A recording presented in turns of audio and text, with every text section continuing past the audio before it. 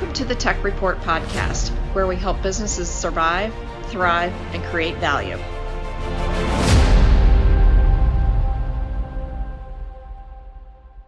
Welcome, everybody, to the Tech Report, the podcast that is all about helping businesses survive, thrive, and create value, especially in our trying environment today. Well, I'm your host, Brad Stoller. So today's episode is a little different than what we normally do. We normally talk about ways that business owners and managers can either manage their operations better, sell more, create more value, and just some ideas to help them navigate through our crazy pandemic times. But today, I've got a special guest who will be helping us understand how a changing business environment can actually lead to better operations, better safety for your company, and how you can use technology to actually help you achieve greater heights for your business. Kind of cool. So when most business owners are asked, how they feel about their monthly spend on their IT, well, you can imagine the responses we get. They're not very excited about that, right? So they look at it as a necessary line item under the expense column on their income statements. But today's guest may actually change your opinion of that. So our guest today is Clint Brinkley, the CEO and founder of Your Business Solutions. So I've talked with a lot of managed service providers in my day, and I found Clint to be really different. And I mean that in a good way. I've noticed that he truly looks at solutions that are designed to help his clients grow, not just be that line item on the expense column. So the way he operates, his fees are more like an investment into future growth. And that seems to be very refreshing to his clients. So some things about Clint. He's a 2-time best-selling author. He's been recognized in the Inc. 5,000 fastest growing companies. He's a recipient of the Fast 100 Innovation Awards. And he works with several community projects such as JoJo Bear, which is kind of neat for kids. Computers for the Blind. He's a big advocate with Wounded Warriors, and he also works with a program called Cell Phones for Soldiers. So just a good guy. So I could go on and on, but I don't think we have enough airtime to cover everything that Clinton has done for his clients and community. So without further delay, Clint, welcome to the Tech Report. Thanks a lot, Brad. I appreciate you having me. Great. Well, Clint, you've been a very successful entrepreneur over your career, and just like everybody else. So you've had some up and downs, just like everybody, including myself. What led you to being dedicated to helping business owners grow through technology? Well, really what it boils down to is just really having a passion for this. So I started out my early years. I was actually the very first IT person for the school system that I was in, and I'm not going to date myself, but that was a while back. Just a couple years ago. We'll just leave it at that. What's that? We'll just leave it at a couple years ago. Yeah, it was a few years ago, and so that was back in the time when computers really wasn't the norm, and they were just coming into play and everything. I've been into the industry now for over 20 years, so I've seen quite a bit of things. But as I started seeing these things, I just started seeing these computers were really tools to be more profitable and more efficient, and people didn't know how to really adjust to that. So we're constantly evolving. Even on the IT side of things, we have to evolve along with the technology that's out there and the solutions that are out there, so that we can help our clients and our businesses and the community evolve. Yep, that makes a lot of sense. So, well, I know you've written a couple of books, and you've actually achieved best-selling status on Amazon. That's tough to do. So you're doing something right. But Yeah. People don't realize just how hard that is to write one book. But yet you've written 2 and achieved that status. So tell us a little bit about your books and why you wrote them in the first place. Well, I've got good stories about both of them. I'll try to keep it short just to make sure that we don't spend up too much time here. But really, the first book was called Relocating Your Business. And it really just started out as a what not to do and what to do type scenario. And as I was sitting down with my marketing team one day, they said, "You've been writing this for quite some time, and this is really a book." I said, "Well, it's not really a book." They said, "No, it's really a book. You just got to add a few more details in here, and you've got it." So, I finished it out, and it turned out to be a great asset to all the companies that we were working with. We worked with just hundreds of companies. And even though it's called relocating your business, it's really a tool to be able to not just relocate. It's right sizing, it's downsizing, upsizing, opening second locations, third, fourth, locations, things of that nature. And just so many things whenever it comes to having either a move or an additional location. And there's not just technology tidbits in there. There's business tidbits in there. So, there's timelines, there's things to that nature that you need to think about. A lot of people just think that you can just pick up, unplug everything and move, and everything's just going to work the same. And that's just actually that doesn't work, does it? No. And I've got not just facts in the book of, hey, this is a to-do list and you need to go by the to-do list, but I also put stories in there about, so many, I can't say all, but so many of the experiences that we had, one of which, you just never realize at the time.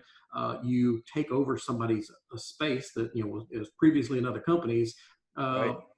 I can't stress enough that you just don't need to take into consideration that all the wiring that's in place is just going to work whenever you come back in.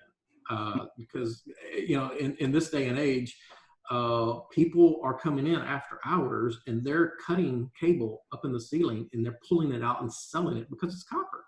Right. So exactly. and you don't think it's going to be that much copper, but criminals don't really think about that. They don't care. They'll take any 6-pack money. That's all That's that right. is. That's right. That's right. And it's good 6-pack money. Yeah. And sometimes even if the wire is left in there, then it's just a matter of it's been cut somewhere, it's been damaged, or it may not go where you want it to go. Right. And then they get bit by some of these things because they didn't plan for it. Right. My book just helps them plan for so many of the different dozens of occasions that are going to come up during their process. Well, I think that book is really invaluable because I know that, I've done build outs and, my businesses in the past, and it would have been nice to have a source for me to avoid making all those mistakes that I did make. Now I could probably help you write the book because I made a few of those mistakes, but they're costly when you make them. If Clint Brinkley has made those mistakes and passes them on to you, well, he just saved you some money, obviously. So if you buy the book, and you can save who knows how much you can save on that. So that's awesome. It's tens of thousands of dollars. I mean, there was a client that made a huge mistake that we were not involved in the whole planning of the process, and everything was going through their office manager, which was actually the receptionist. I can't tell you how many times a receptionist gets deemed responsible for these things whenever they have zero, experience doing this. Right. And you lose good staff because of these things, because they are put this huge task on them, and then whenever they fail, they're either stressed out, or the owner or executives of the companies stressed out, and then for whatever reason they end up leaving the company. Well, it could have been they were blamed, or it could have been they were just so stressed that they didn't want to be there anymore. Exactly. Well, tell us about your next book as well, because I found this extremely fascinating about, you being the target. So tell us about that one as well. Yeah. So you are the number one target. It's all about cybersecurity, and it's exactly what it sounds like. People don't actually realize that it doesn't matter how small of an organization you are. The one comment that I've heard so many times is just rings in my head every day is, oh, well, nobody wants our information. That's right. Yes. It couldn't be further from the truth, because you want your information, and they know that. Yes. So, good point. Good point. They may not have any use for it, but they know you do. Good point. It looks like. Yep, exactly. So Well, I do know that, we talked about this, in the past, about Target. Everybody's heard about, that's the big one that got everybody's attention, was the big data breach at Target. And everybody thinks that, oh my gosh, they penetrated Target. Yeah, But yeah. tell us that, you and I know this story, but tell us how they actually got through to Target. It wasn't actually what It people wasn't think. actually Target's fault on this one. I shouldn't say that they were completely, blameless in this. Right, right. However, the whole situation actually came about because the HVAC company, they had access into some of the files, which, in turn compromised Target. So by having plans in place and having procedures in place, these kind of things could be avoided at a big scale, even with a Target and things to that nature. But, it's a matter of making sure that you line out, this is the process that you follow. I don't care if you're part of the company or not part of the company. And we have clients that have to do that too. So, they are a vendor for some other big company and they have to adhere to these things. Yep, exactly. So it's not always what people think. And I've heard a lot of business owners, especially the smaller business, small, medium size, are like, well, we don't have anything valuable, like you said. To others, maybe not, but to you, yes. But also your clients, so that's their information. If that gets out, and there's a PR nightmare. I saw a stat where 80%, and you correct me if I'm wrong, because I'm new at this, right? But I heard that 80% of cyber attacks are targeted towards small business owners. Yes. So that ought to get your attention. And I also heard another stat that 60% of those who were targeted eventually go out of business because the damage that it causes.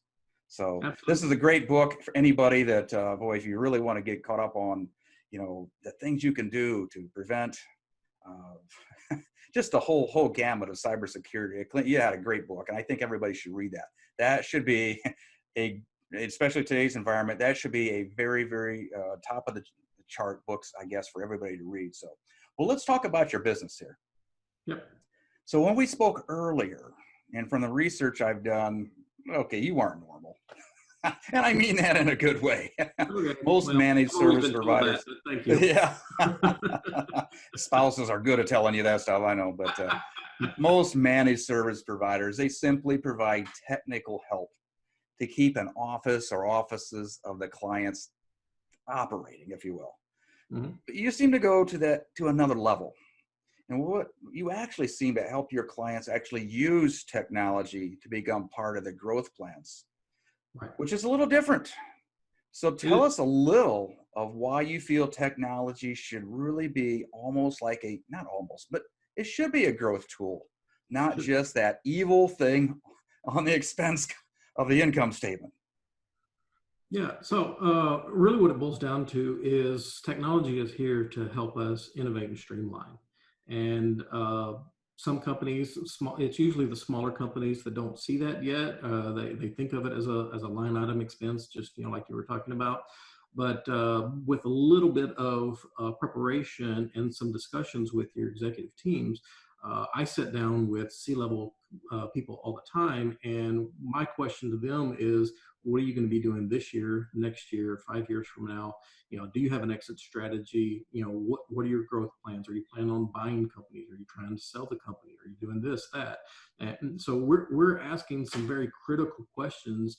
And believe it or not, sometimes we don't get answers to these things until we ask these kind of questions. Right. They have to think about it.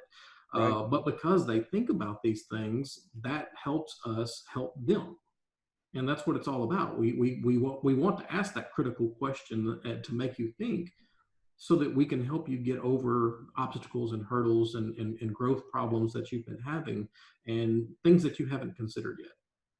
Well, and you brought up a really, really good point, because it sounds to me, the word that keeps coming through my mind as you're talking about this is you are a partner. Absolutely. Not a vendor.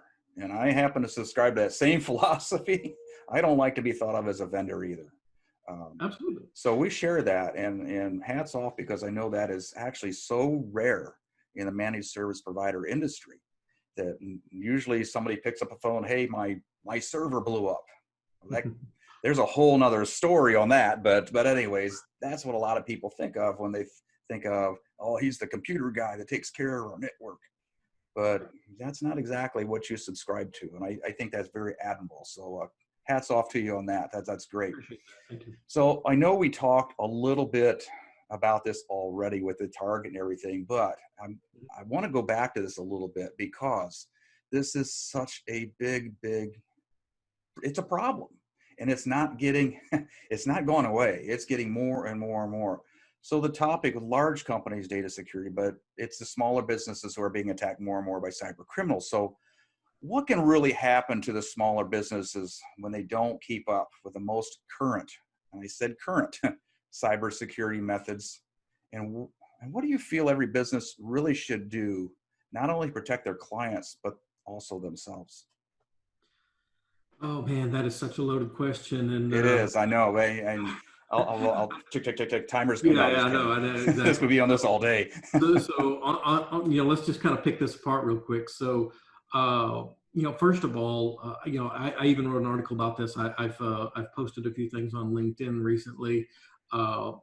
Me being, an entrepreneur, business owner, and I've owned multiple businesses. I still own multiple businesses. And you really have to look at your strengths. What is it that without a doubt is your strength. And it might be running your particular type of company, whatever industry that you're in. Just be prepared to check your ego, and don't be so headstrong that you can't ask for help. And if you can actually get to a point where you can ask for help or admit that, okay, I don't know enough in this category, I need to enlist an expert. I enlist experts all the time. I have somebody else that does all my taxes. I'm not an expert in taxes. Right. Whenever I go to the doctor, I don't second guess what he says. I just said, okay, well, if that's right, then that's right. So I have to accept what they say. Now, not all IT people are created equal. And what separates us apart really is the fact that I started my career such a long time ago, but I come from an entrepreneurial family. So really business is in my blood. So as I start looking at these things, I look at things not just from my perspective as to what I want to sell somebody, what the solution is I want to sell, is I look at it as if I'm running this company, what needs to be in place to be able to make sure that my staff is working efficiently.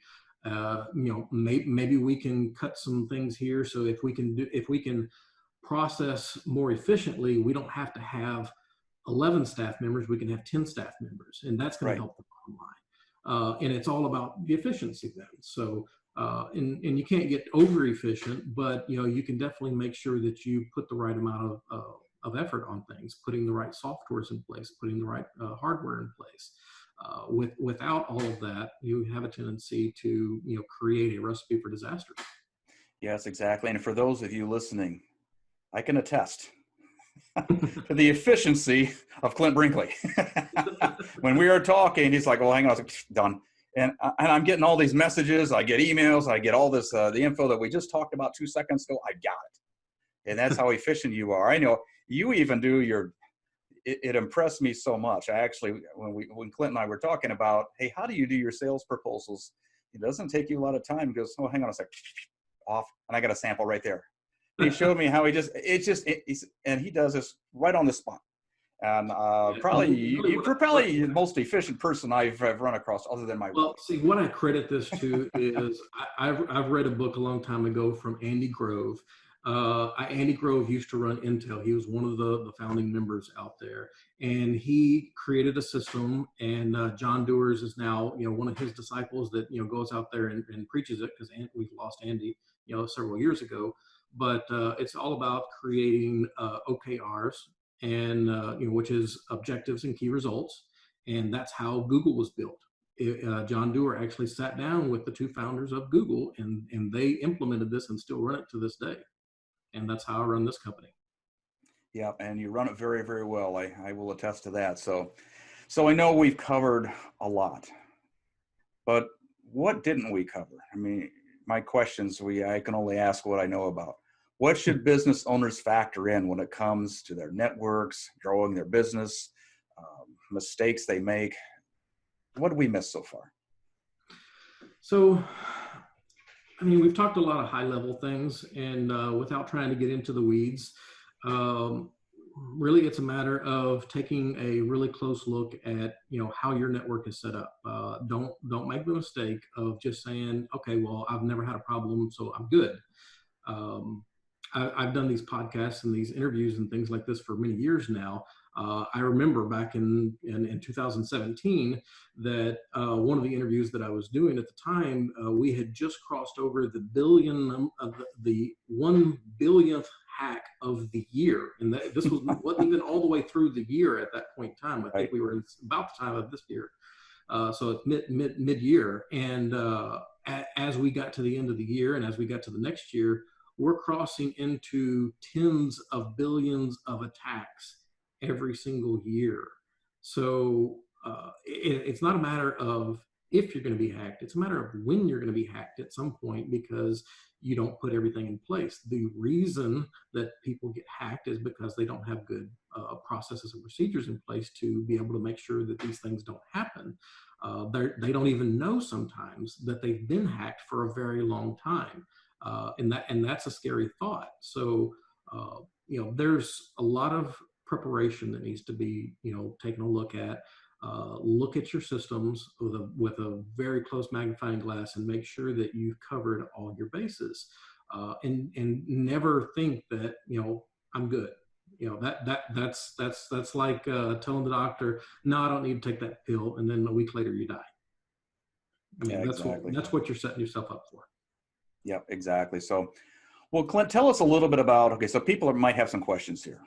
I would think they do, and hopefully they'll reach out to you or at least somebody and get some of these answered. My advice is talk to Clint, because I think you know business. First of all, where all do you cover? I know you're in the Houston area, but where all do you actually service? So we headquarters in the Woodlands, which is just north of Houston. Of course, we take care of all of the Houston area. We have an office in Dallas. We also have an office in Midland, Texas, way out west. And as far as our coverage area is concerned, we dispatch all over Texas. In all respects, most of our clients that have headquarters here, they'll have satellite offices in other states. Exactly. So we are technically coast to coast at this point. We don't have any international clients yet, but that's just because we haven't been exposed to that opportunity yet. But we've got a growing staff of people that can handle people from coast to coast. With technology these days, 90+% can actually be done remotely. We have a vast, area here that we actually stage and ship systems all over the country. Yep, exactly. So how do people get a hold of you when they do have the questions? Oh, well, it's real simple. They can go to our website. It's ybs.us. It's not a .com, but you can find us there. You can find me all over social media. Best place to contact me probably is on LinkedIn. So if you want to find me on LinkedIn, Clint Brinkley, you can find me on there. I've got an Instagram account. So, I'm all over social media. If you type my name in Google, you will find me most likely. Sounds great. So, well, once again, a special thanks to Clint Brinkley for taking the time out of his busy schedule today to really help us all get a better perspective on growing your business with technology. So, Clint, thanks again for being with us here today. Oh, thank you, Brad. I appreciate the opportunity.